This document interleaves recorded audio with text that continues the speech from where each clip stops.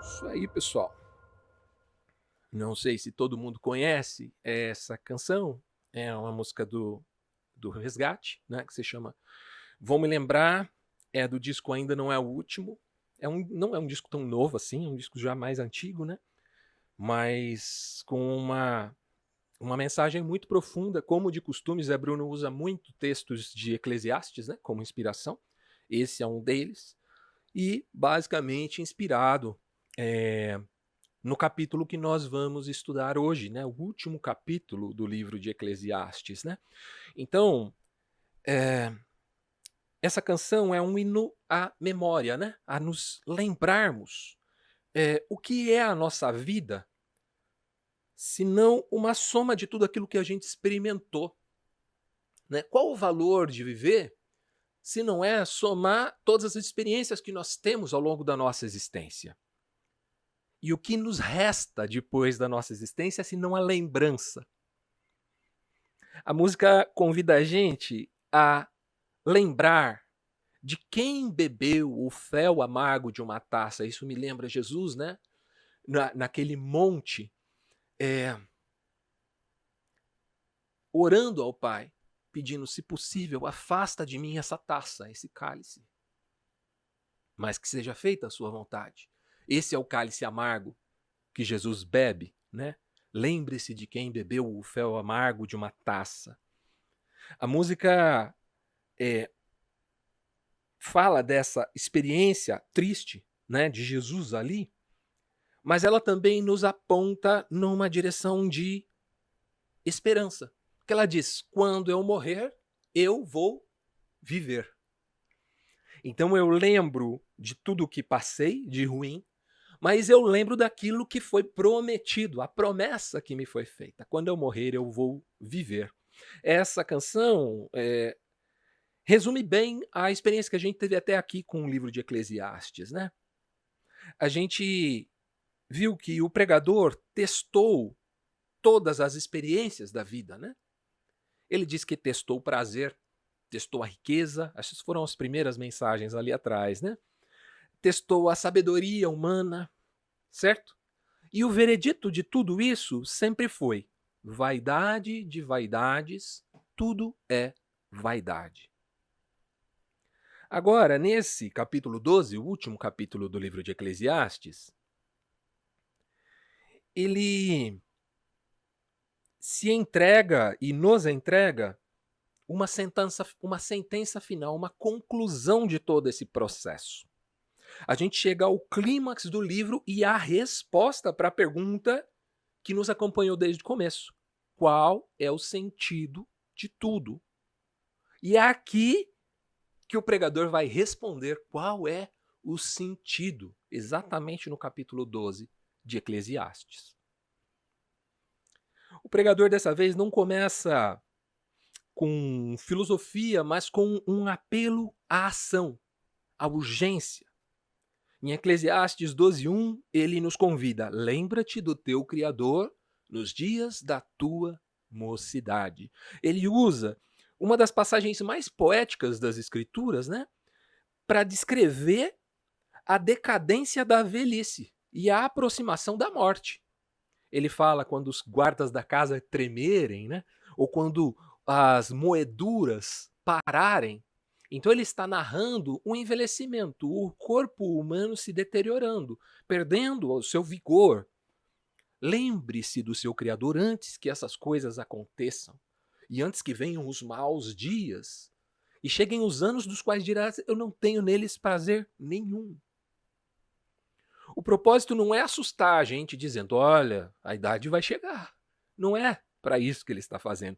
Ele está criando uma urgência, dizendo que a morte nos coloca todos na mesma situação. A morte nivela todo mundo. O tempo de buscar a Deus não é amanhã. O tempo de buscar a Deus, o tempo de lembrar do Criador é agora. Antes que as capacidades físicas se esgotem. Antes que a vida termine no pó. O pó volte à terra como era e o espírito a Deus que o deu. Se a morte é a única certeza debaixo do sol, e é isso que ele vai dizer até aqui, né? A única coisa de valor é aquilo que é eterno, é a nossa decisão de nos lembrarmos de Deus. É o que nós vamos levar para depois dessa vida. O pregador encerra o seu ensaio sobre a juventude com aquela frase que ele repete ao longo de todo esse texto. Vaidade de vaidades, diz o pregador, tudo é vaidade. Isso está no verso 8. A vida sem perspectiva de Deus, e ele repete isso em cada observação que ele faz, é um ciclo vazio. A gente aprendeu, né, o termo em hebraico que é revel, que é algo que é como um vapor, é algo que bate um vento e ele vai embora. Não significa que é inútil, significa sim que é muito passageiro, que é muito breve. A sua filosofia não termina ali, certo? Ele buscou, investigou, meditou para encontrar palavras agradáveis e verdadeiras, versículo 10. E o resultado não é o pessimismo, mas uma simplicidade redentora. Olha só, o pregador que testou todas as coisas, experimentou tudo que a vida, tudo que a humanidade, tudo que a sabedoria, tudo que a riqueza pode fornecer, corta a filosofia e vai direto ao ponto. E ele sintetiza todo o livro de Eclesiastes no versículo 13. De tudo o que se tem ouvido, o fim é: teme a Deus e guarda os seus mandamentos, porque esse é o dever de todo homem. Teme a Deus e guarda os seus mandamentos. O propósito de toda a vida humana se resume em duas atitudes: temer a Deus e guardar os seus mandamentos. Temor aqui não é ter medo de Deus.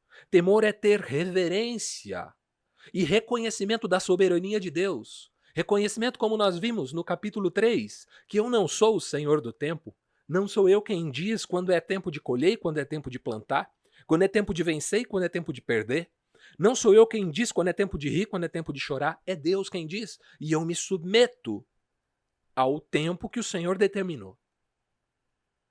Isso é temer a Deus. É a atitude de humildade que anula a minha vaidade e me coloca no meu devido lugar. Pois ela declara: eu não sou o centro, Deus é.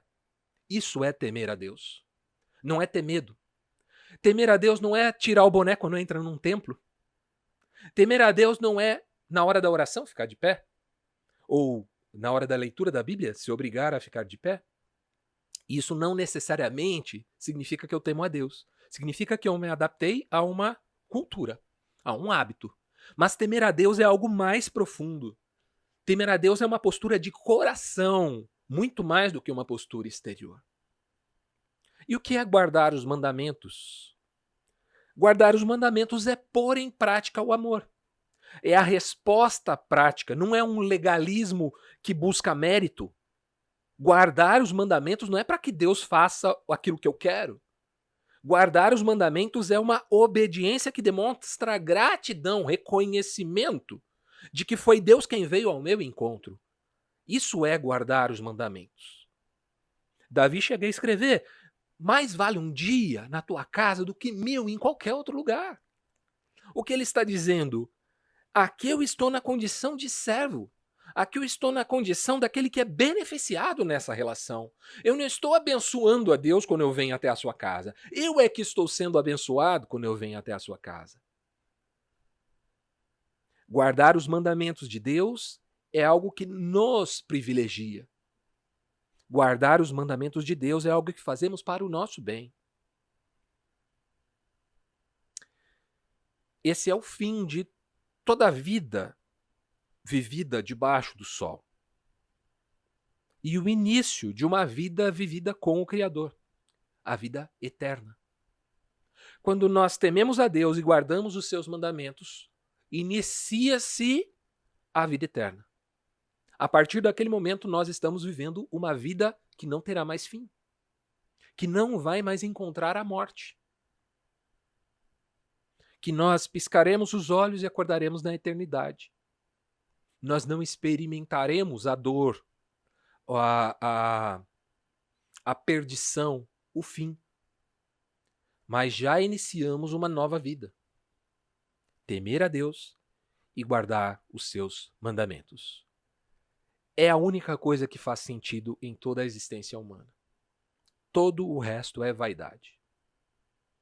Partindo para a nossa conclusão, a nossa obediência é essencial, mas não é o ponto final. Por quê? O pregador dá a garantia que o nosso esforço não é vão. Olha só, Eclesiastes 12:14, como ele termina. Porque Deus há de trazer juízo sobre todas as obras. Até o que está encoberto, quer seja bom, quer seja mal. É assim que ele encerra o capítulo 12, é assim que ele encerra o livro de Eclesiastes. Afirmando que há um juízo de Deus. Um juízo de Deus que honra aquilo que se faz de bom e que pune aquilo que se faz de ruim. Deus há de trazer juízo sobre todas as obras, até o que está encoberto, quer seja bom, quer seja mal.